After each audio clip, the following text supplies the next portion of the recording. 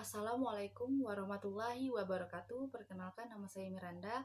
Saya dari kelas 2F, NIM 1901414754. Saya dari Prodi PGSD. Di sini saya akan menjawab soal UTS dari mata kuliah kurikulum dan pembelajaran. Dosen pengampunya yaitu Ibu Nur Fitriani, MPD. Baiklah, langsung saja ke soal nomor 1. Di Indonesia sering sekali terjadinya pergantian kurikulum. Menurut pendapat Anda, apakah yang menyebabkan hal tersebut dapat terjadi? Jelaskan. Menurut saya, pergantian kurikulum dapat terjadi karena kurikulum-kurikulum yang sudah ada sebelumnya masih memiliki banyak sekali kekurangan, sehingga harus segera diperbaiki. Ada 3 penyebab kurikulum dapat terjadi. Yang pertama, perkembangan zaman, yang kedua, perkembangan ilmu pengetahuan, dan yang ketiga, pertumbuhan penduduk yang sangat pesat. Dan apabila kurikulum tersebut tidak dapat mengalami suatu perubahan, maka tidak ada suatu perkembangan bagi siswa tersebut. Maka suatu sistem pendidikan di Indonesia pasti akan menghasilkan siswa yang memiliki pengetahuan yang terbatas. Dan setiap perubahan kurikulum yang terjadi di Indonesia pasti memiliki tujuan tersendiri. Akan tetapi perubahan ini juga memiliki dampak yang positif dan negatif, baik guru maupun siswa. Karena guru dan siswalah yang akan menjalankan suatu proses pembelajaran dalam kurikulum yang ada. Dampak positif dari perubahan kurikulum tersebut adalah pembelajaran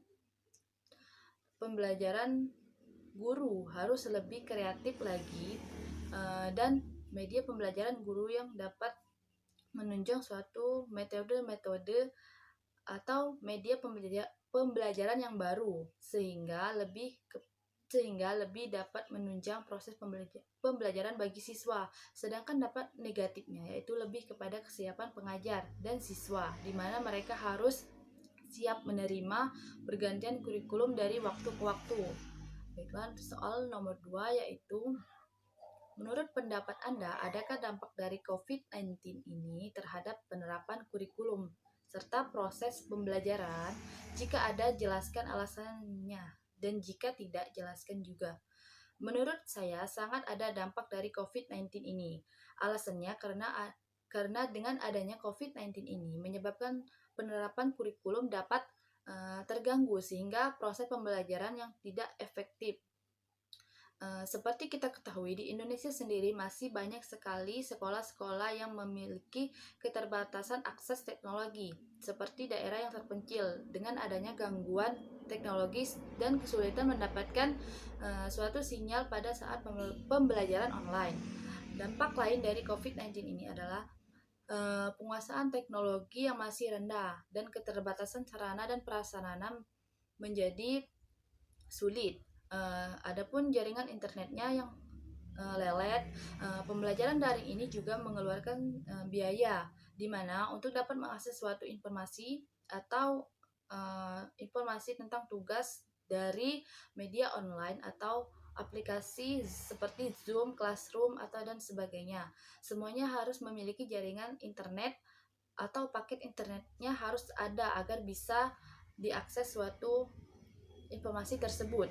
Dari segi positifnya, kegiatan belajar di rumah ini memang membantu peserta didik dekat dengan keluarganya, di mana membuat peserta didik terpantau suatu kegiatan mereka agar kegiatan mereka tersebut jadi positif. Tetapi di sisi lain, siswa tidak akan efektif belajar dan tidak bisa memahami suatu materi yang diberikan oleh guru seperti pada saat pertemuan tatap muka, sehingga dapat terjadinya suatu penurunan kualitas pendidikan bagi siswa tersebut.